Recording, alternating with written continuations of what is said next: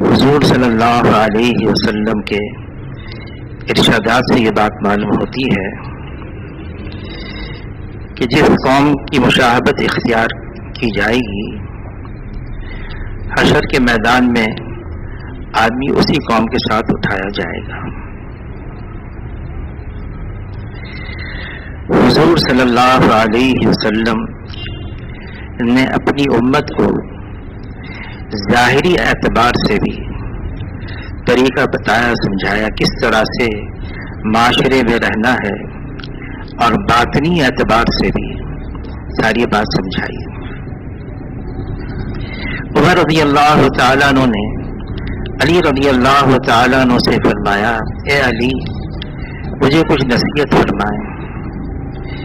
اس پر علی رضی اللہ تعالیٰ عنہ نے فرمایا، اے عمر اگر تم چاہتے ہو کہ تمہارے دو ساتھی تم سے آگے نکل گئے، ان کے ساتھ تم جا ملو، تو ان چیزوں کا اہتمام کرو۔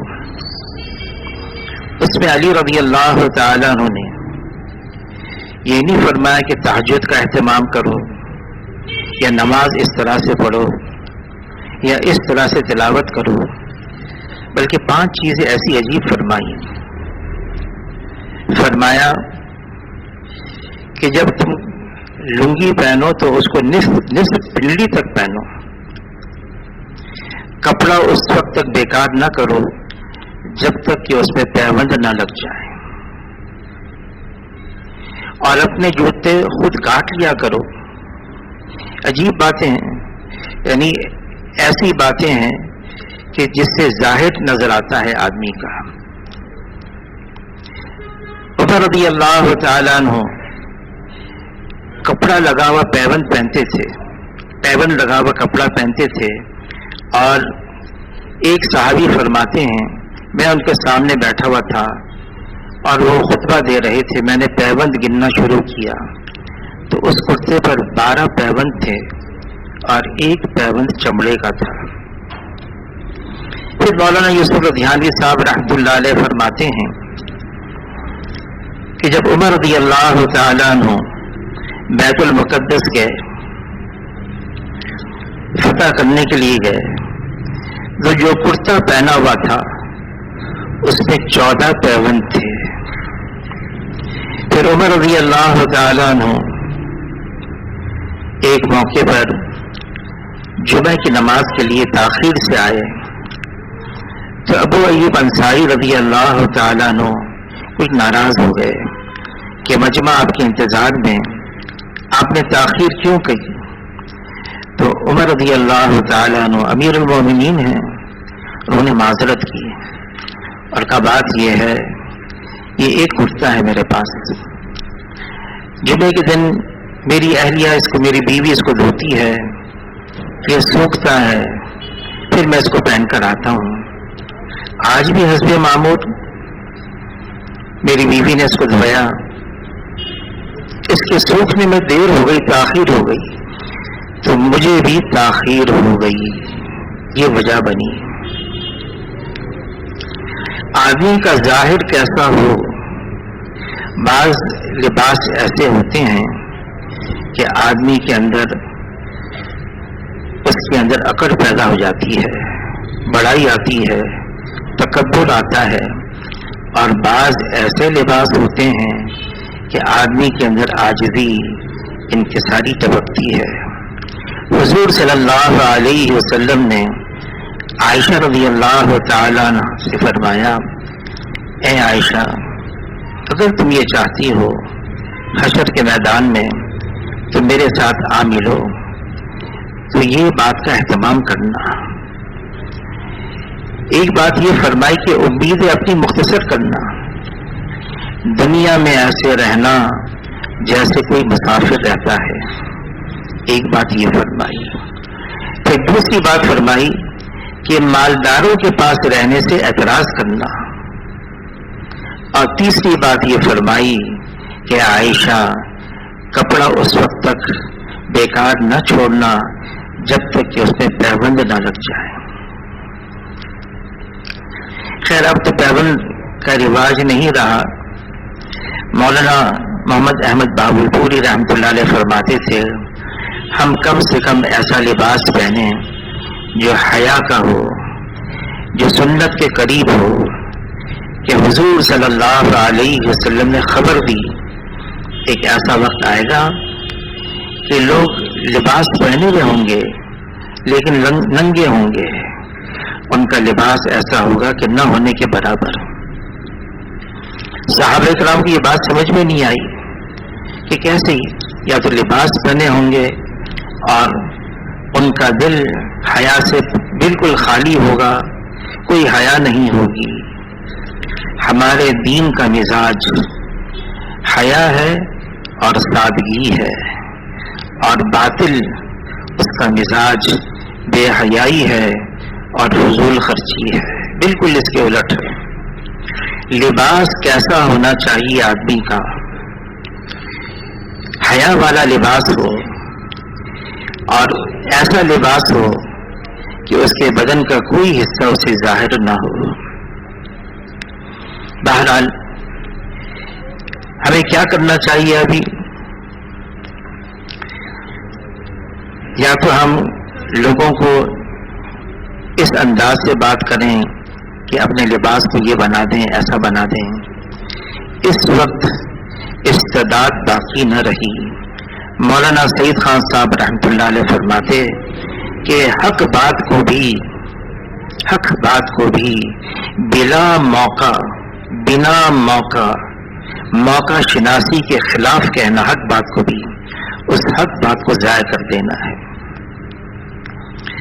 علی رضی اللہ تعالیٰ عنہ نے فرمایا کہ نصف پنڈلی تک لنگی پہننا، قمیض اس وقت تک نہ اتارنا، بیکار کرنا جب تک اس پہ پیوند نہ لگ جائیں، اور فرمایا ابھی بھوک باقی ہے، کھانا چھوڑ دینا، پیٹ بھر کر کھانا نہ کھانا۔ پیٹ بھر کر کھانا کھانا، عائشہ رضی اللہ تعالیٰ عنہ فرماتی ہیں کم کھانا یہ عبادت ہے، پیٹ بھر کر کھانا یہ خلاف سنت ہے، اور دن میں ایک وقت سے زیادہ کھانا یہ بدعت ہے۔ اور حیات الصحابہ میں لکھا ہے، عائشہ رضی اللہ تعالیٰ عنہ فرماتی ہیں سب سے پہلی بدعت اس امت کے اندر 2 وقت کھانے کی ہوئی۔ مفتی شفیع صاحب رحمۃ اللہ علیہ لکھا ہے میں جنوبی افریقہ گیا اور میں نے دیکھا لوگ اتنا کھا رہے ہیں۔ لوگ تو کھاتے تھے زندہ رہنے کے لیے، اور میں نے دیکھا یہاں لوگ کھاتے مرنے کے لیے۔ زیادہ کھانے سے آدمی کی صحت پر بھی اثر ہوتا ہے۔ تو علی رضی اللہ تعالیٰ عنہ نے عمر رضی اللہ تعالیٰ عنہ سے فرمایا بھوک باقی ہو تو کھانا چھوڑ دینا، اور پھر فرمایا علی رضی اللہ تعالیٰ عنہ نے عمر رضی اللہ تعالیٰ عنہ سے کہ اے عمر اپنے ٹخنوں سے اوپر رکھنا، اپنے ٹخنوں سے لنگی اوپر رکھنا۔ ایک صحابی ہیں قبیلہ اسد کے، خریم اسدی رضی اللہ تعالیٰ عنہ، حضور صلی اللہ علیہ وسلم نے ان کے بارے میں فرمایا یہ بہت ہی اچھے صحابی ہیں، بہت اچھے صحابی ہیں، اگر یہ اپنے بال چھوٹے کر رکھ لیں اور اپنی لنگی ٹخنوں سے اوپر کر لیں۔ ان تک یہ بات پہنچ گئی کہ حضور صلی اللہ علیہ وسلم نے میرے بارے میں فرمایا بہت اچھے آدمی ہیں، بس اتنے خوش ہوئے اور اپنے بال کان کی لو تک کر دیے اور اپنی لنگی جو ہے ٹخنوں سے اوپر کر دی۔ ٹخنوں سے اوپر، لیکن کسی کو ٹوکنا، کسی کو آگ دلانا، اس وقت ہمارے اندر اس کی استعداد نہیں رہی۔ ایک صاحب تھے، جمعے کا دن تھا، جمعے کی نماز کے لیے صف کھڑی ہو گئی، اقامت ہونے والی تھی۔ ایک صاحب نے کہا بھئی تمہارے جو یہ پتلون ہے اس کو اوپر کرو، ٹخنوں سے اوپر کرو۔ انہوں نے سنی انسنی کر دی، پھر کہا وہ صاحب آگے صف میں جگہ تھی تو آگے چلے گئے. انہوں نے پھر بھی ان کا پیچھا نہیں چھوڑا, کہتے رہے یہاں تک کہ انہوں نے اس صف کو چھوڑ کے پیچھے چلے گئے. پتہ نہیں کہاں پیچھے گئے, لیکن وہ صف کو چھوڑ کے چلے گئے. مولانا سعید خان صاحب رحمۃ اللہ علیہ اس پر بہت تاکید فرماتے تھے. موقع شناسی, اس موقع پر کیا بات کرنی ہے ہمیں. مولانا الیاس صاحب رحمۃ اللہ علیہ, ایک جوان ان کے پاس آتا تھا اور وہ داڑھی صاف کرتا تھا اپنی. ایک دن مولانا الیاس صاحب رحمۃ اللہ علیہ نے اپنے ہاتھ اس کے چہرے پر رکھے اور یوں فرمایا کہ بھائی یہ کام چھوڑ دو. انہوں نے آنا ہی چھوڑ دیا. دہلی کے اندر ان کی ایک دکان تھی. مولانا الیاس صاحب رحمۃ اللہ علیہ کو بہت صدمہ ہوا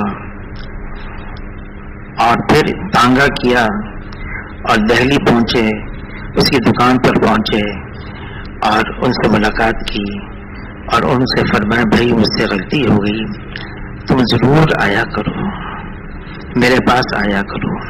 فرمایا حق بات کو بے موقع کہنا اس حق بات کو بھی ضائع کرنا ہے.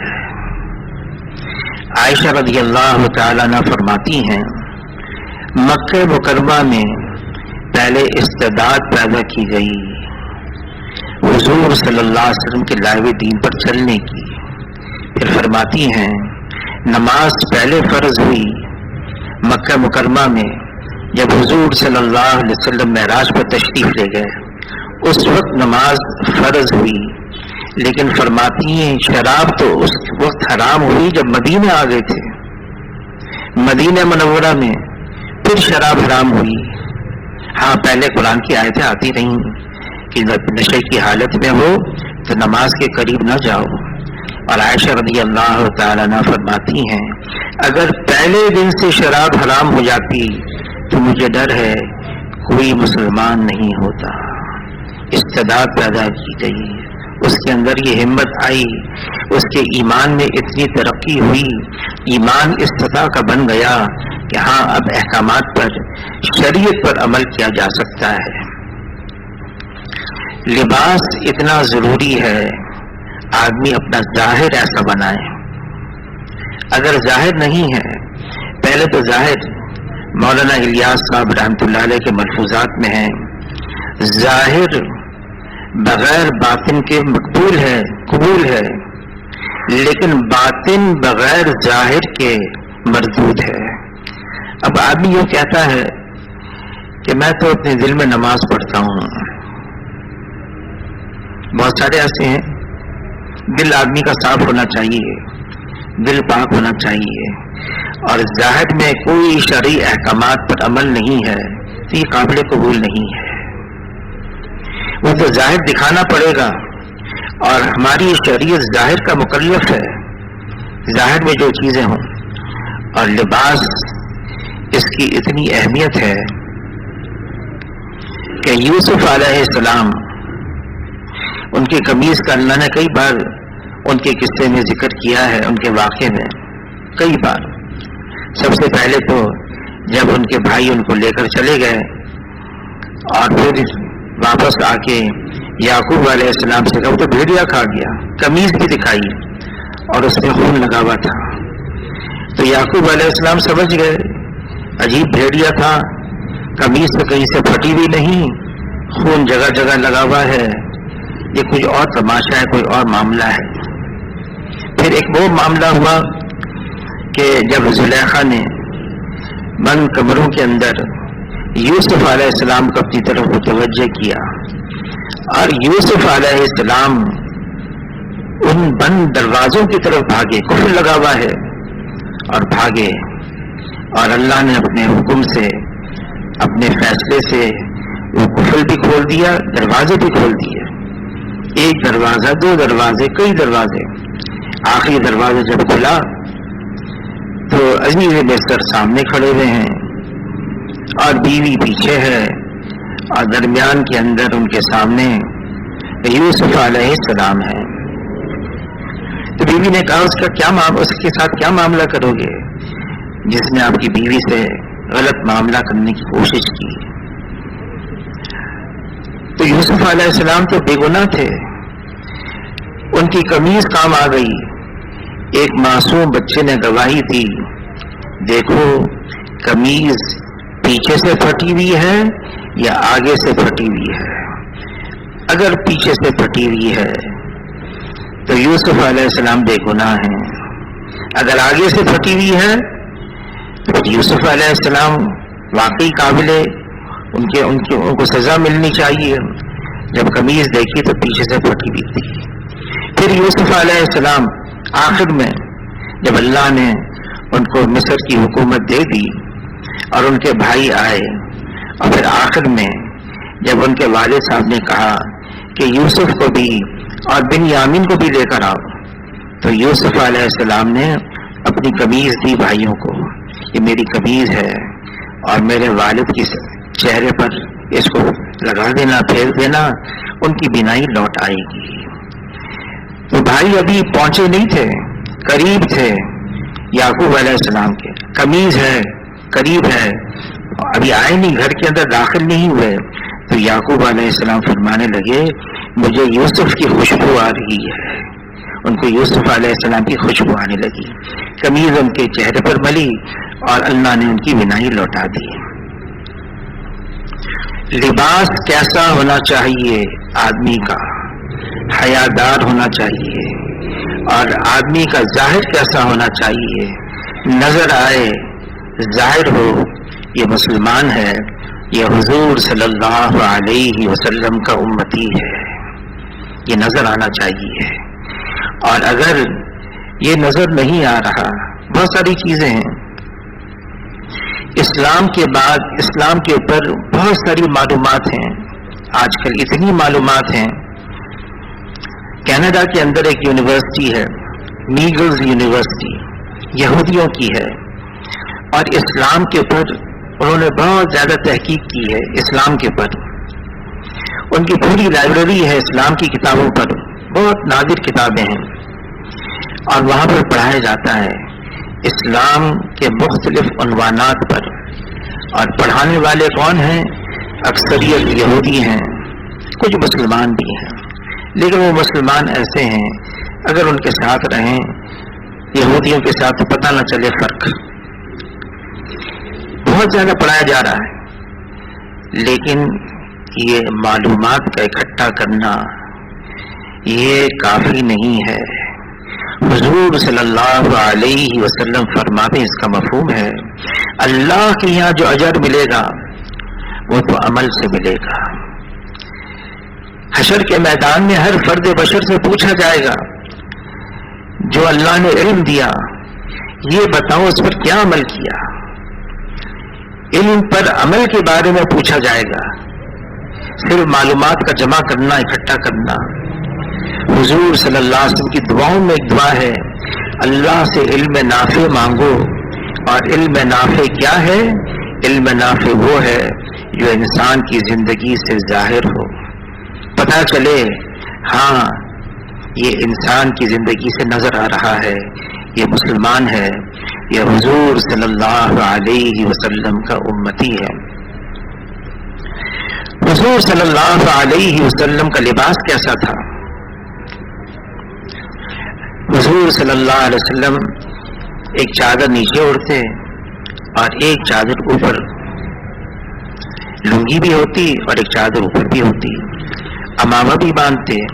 بخاری شریف کی حدیث ہے جب حضور صلی اللہ علیہ وسلم فتح مکہ کے موقع پر اپنی سواری پر سوار تھے اور مکہ مکرمہ میں داخل ہو رہے تھے تو ان کے سر پر سیاہ امامہ تھا اور کالے رنگ کا تھا۔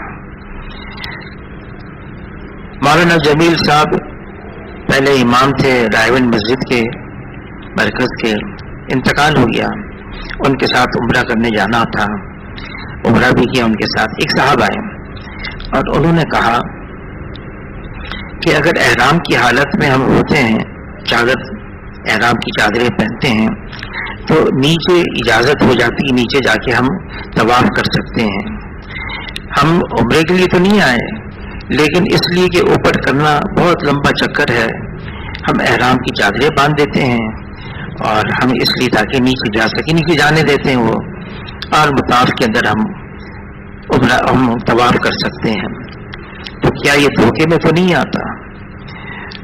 تو مولانا جمیل صاحب نے فرمایا دیکھو حضور صلی اللہ علیہ وسلم نے لباس پہنا تو 2 چادریں پہنی، تم نیت یہ کرو کہ میں حضور صلی اللہ علیہ وسلم کی اتباع میں یہ 2 لباس پہن رہا ہوں، 2 چادریں، کوئی اور چیز کی نیت نہ کرو۔ ایک ڈھاکہ کے اندر کاکرائل مرکز میں انجینئر تھے حاجی عبد المقید صاحب، ان کی زندگی کے آخری حصے میں وہ صرف 2 چادریں پہنتے تھے، ایک بطور لنگی کے، ایک بطور اوپر اوڑھنے کے۔ صحابہ کرام کے پاس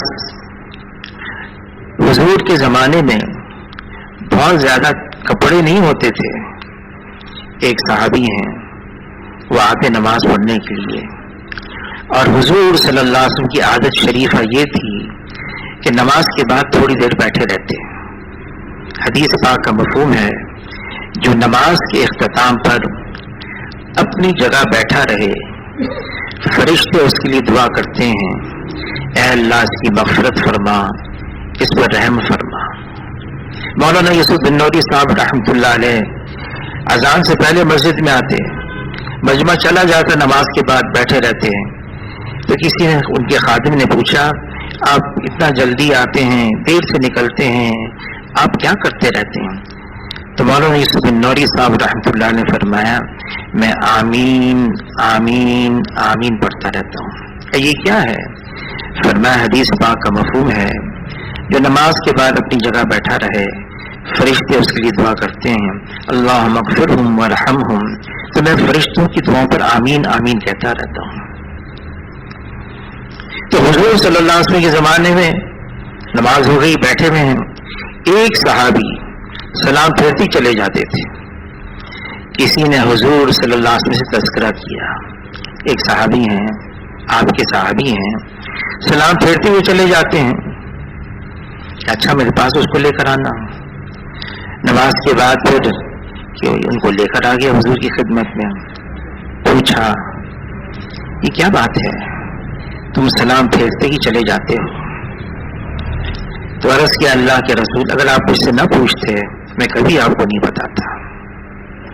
یہ جو چادر ہے ایک ہی چادر ہے میرے گھر میں، اور یہ چادر میرے اور میری بیوی کے درمیان مشترک ہے۔ ہم نے گھر میں ایک گڑھا کھودا ہوا ہے، جب میں نماز کے لیے آتا ہوں تو میری بیوی اس گڑھے میں اپنے آپ کو بچا لیتی ہے، اور پھر میں جلدی جاتا ہوں تاکہ وہ چادر اوڑھ کے وہ بھی نماز پڑھ لے۔ خیر یہ بات ہو گئی، گھر گئے، صحابیاں ہیں، بیوی ہے، پوچھا آج دیر کیوں لگائی تم نے؟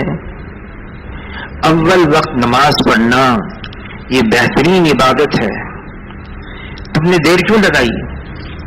کا بات یہ ہے میں نے اس لیے دیر لگائی کہ حضور نے مجھ سے پوچھ لیا تم سلام پھیرتے کہاں جاتے ہو؟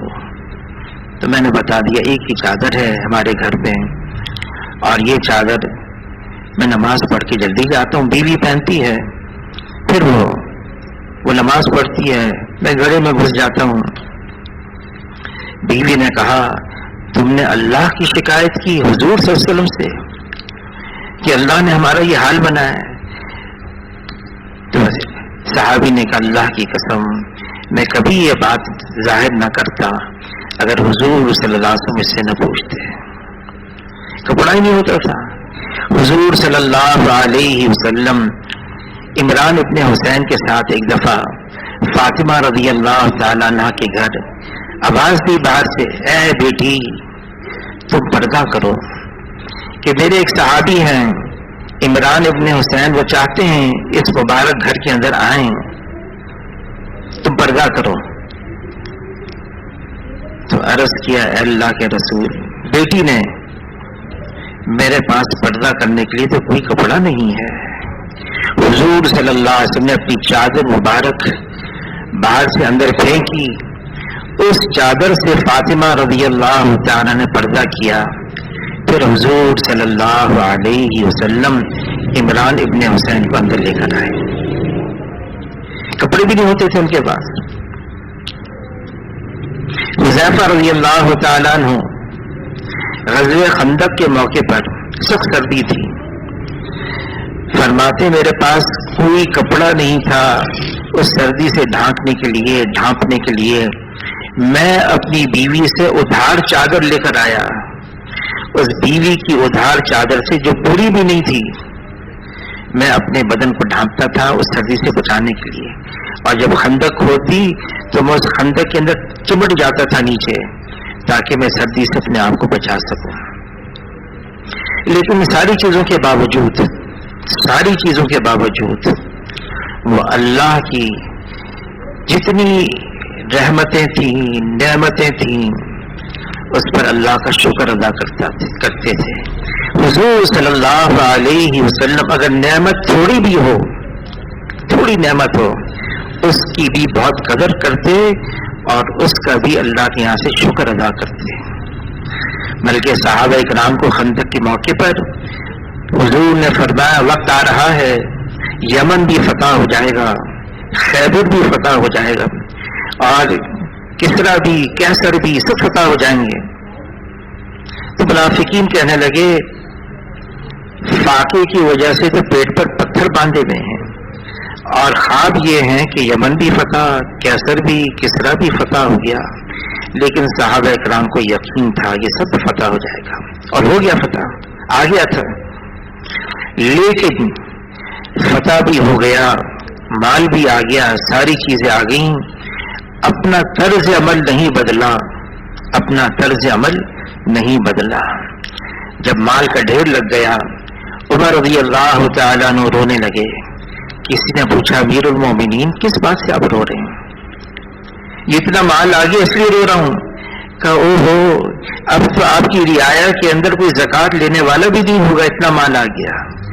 فرمانے لگے اگر اس مال میں ذرہ خیر بھی ہوتی تو یہ حضور کے زمانے میں کیوں نہیں آیا, اور جن سے ہم لے کر آئے ہیں انہی کی وجہ سے تو وہ ہلاک ہو گئے. ان کی ہلاکت کے اسباب اب ہمارے پاس آ گئے ہیں, رو رہے ہیں, مال آ گیا, خوش نہیں ہے اور اپنا وہی طرز عمل ہے, بدلا نہیں.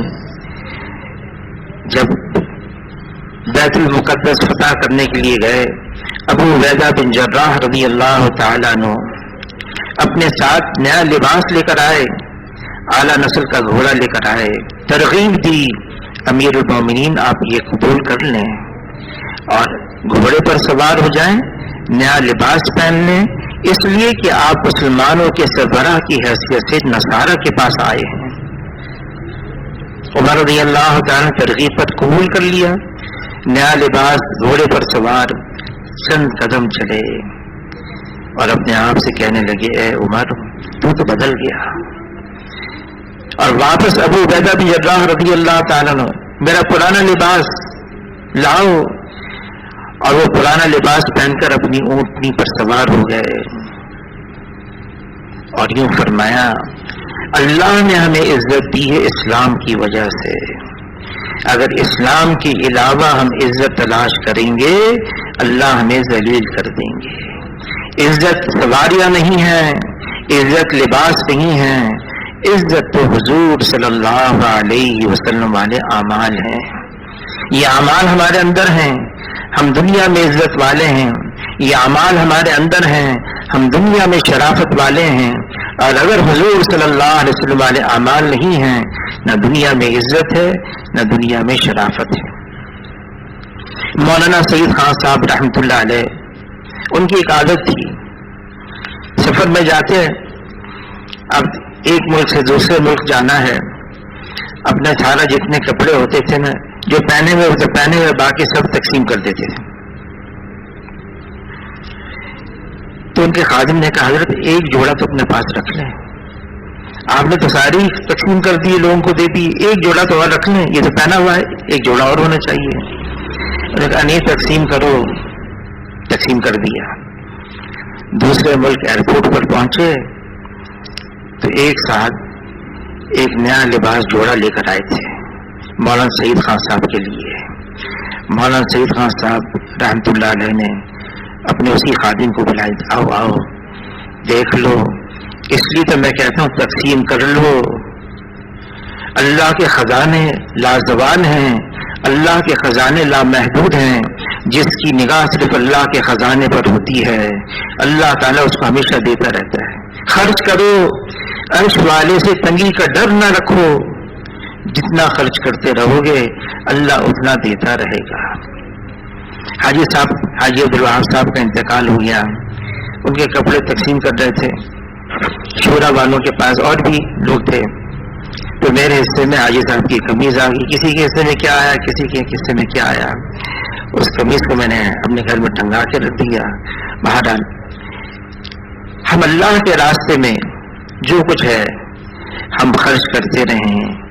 مولانا یوسف لدھیانوی صاحب رحمۃ اللہ علیہ فرمانے لگے, میں روزانہ ایک نیا لباس پہنتا ہوں اس وجہ سے کہ لوگوں کی طرف سے اتنے ہدایے آتے ہیں, میں تقسیم کرتا رہتا ہوں.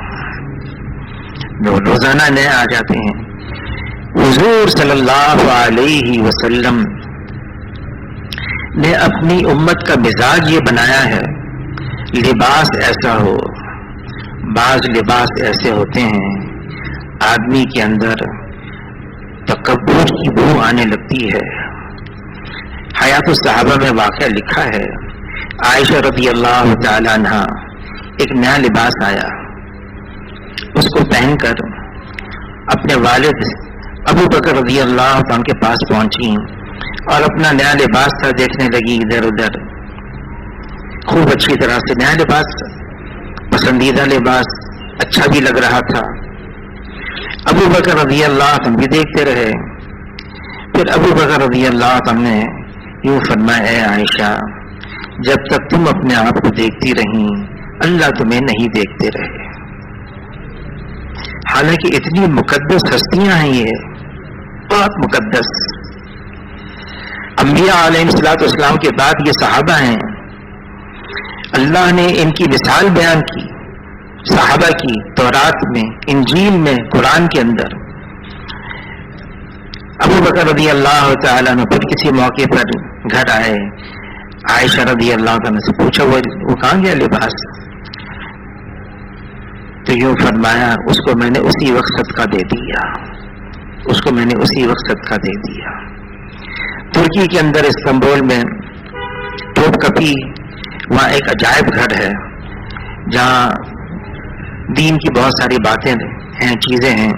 وہاں صحابہ کرام کے لباس بھی ہیں. وہاں عائشہ رضی اللہ تعالیٰ عنہ کا ایک کرتا بھی رکھا ہوا ہے اور اس میں لکھا ہے یہ وہ کرتا ہے جس کے ذریعے سے کئی بچیوں کی شادیاں ہوئیں اور انہوں نے اس لباس کو پہنا. ایسا بھی ہے. بہرحال لباس بھی ہمارا ایسا ہونا چاہیے. مولانا محمد احمد بھاولپوری صاحب اس پر بہت زور دیتے تھے اور فرماتے تھے ہمارا ایسا لباس ہو کہ اس سے ظاہر ہو کہ ہم حضور صلی اللہ علیہ وسلم کی امتی ہیں, ہماری نسبت ہے جناب رسول اللہ صلی اللہ علیہ وسلم سے. لیکن اس پر لانے کے لیے پہلے آدمی کے اندر استعداد پیدا کی جائے. ہمارے دین میں تانا دینا, ٹوکنا اور آڑ دلانا یہ نہیں ہے, لے کر آنا ہے, رخ پر لے کر آنا ہے. اس رخ پر لانے کے لیے اس کے لیے محنت, کوشش, ایمان کو اس سطح تک پہنچایا جائے کہ ہاں ایمان اس سطح تک آ گیا کہ اب انشاءاللہ یہ دین پر چل سکتا ہے. اب تبلیغ کے اندر کیا ہے, آدمی مشقت ہے, مجاہدہ ہے, قربانی ہے. آدمی کے اندر ایک قوت پیدا ہوتی ہے, استعداد پیدا ہوتی ہے. بہت پہلے کی بات ہے, رائے کا مرکز چھوٹا سا تھا اور میرے برابر میں ایک سامنے بسترا لگایا ہوا تھا. تعارف ہوا, پتہ چلا وہ فوجی ہے. اور اس زمانے میں تبلیغ کے اندر سب کو وقت لگانے کی اجازت ملتی تھی. کوئی ہو, کہیں کسی ادارے میں ہو, کسی دفتر میں ہو, کوئی ملازمت کر رہا ہو, اس کو تبلیغ کے لیے اجازت مل جاتی. وہ زمانہ ایسا تھا. تو وہ فوجی تھا, اس نے میرے برابر, تو مجھ سے کہنے لگا کہ یہ جو آپ امامہ پہنتے ہیں میں بھی چاہتا ہوں کہ آپ ایسا امامہ جو ہے میں لے کر آتا ہوں میرے سر پہ باندھتے ہیں. میں نے کہا بہت اچھا. تو کہاں سے خریدا؟ میں نے کہا باہر یہ دکان ہے فلاں وہاں سے لیا ہے. تو وہ امامہ وہاں بغیر امامہ کے آگے تھوڑی دیر میں بہت غصے میں آئے. اتنا غصے میں نے پتہ نہیں کیا بات ہو گئی. کہنے لگا وہ صاحب کہنے لگے آپ نے ایسی دکان پہ بھیجا, وہ امامہ تو ہندوستان کا تھا, میں ہندوستان کا امامہ سر پر پہنوں, اگر جوتا ہوتا تو میں پاؤں میں پہنتا. وہ فوجی تھا بیچارہ. خیر بہرحال تو میں نے کہا کوئی بات نہیں, پاکستان کے بنے ہوئے بھی امامہ ملتے ہیں, اب معلوم کر لو دکانوں میں مل جائیں گے. بہرحال آدمی کے اندر اتنی استعداد پیدا ہو جاتی ہے دین پر چلنے کی, مشقت مجاہدہ قربانی سے. صحابہ کرام پہلے ایمان کو اس سطح تک پہنچایا. عمر رضی اللہ تعالیٰ عنہ فرماتے ہیں مکہ مکرمہ میں تو صرف ایمان کی محنت تھی, ہم ایمان سیکھ رہے تھے, ایمان کو اس سطح تک پہنچایا اور اتنا اونچا کیا ایمان کو کہ اللہ تعالیٰ خود تعریف بیان کرتے ہیں کلام پاک میں کہ ایسا ایمان لے آؤ جیسے وہ لے کر آئے تھے. ایمان کی ایسی سطح ہو گئی. علی رضی اللہ تعالیٰ عنہ فرماتے ہیں میرا حال یہ بن گیا تھا کہ میں اور اللہ کے درمیان کے جتنے پردے ہیں اگر ان کو ہٹا دیا جائے تب بھی میرے ایمان میں اضافہ نہ ہو. میری حالت یہ تھی کہ میں ان آنکھوں سے اللہ کو براہ راست دیکھ رہا تھا, اور واقعی ان کا یہ حال بن گیا تھا. اللہ تعالیٰ ہم سب کو قبول فرما لے, ہمارا ظاہر بھی اچھا کر دے, ہمارا باطن بھی اچھا کر دے. ظاہر کا ہونا بھی بہت ضروری ہے اور باطن کا اچھا ہونا بھی بہت ضروری ہے, دونوں لازم اور ملزوم ہیں. ہاں ایسی باتیں ہیں, بعض چیزیں ایسی ہیں کہ آدمی آہستہ آہستہ ان پر آتا جائے, اللہ سے دعائیں بھی مانگتا رہے. اور حضور کی دعاؤں میں ایک دعا یہ بھی ہے اے اللہ میرے ظاہر کو میرے باطن سے اچھا بنا دے اور میرے باطن کو بھی میرے ظاہر سے اچھا بنا دے. ہم یہ بھی اللہ سے مانگتے رہے.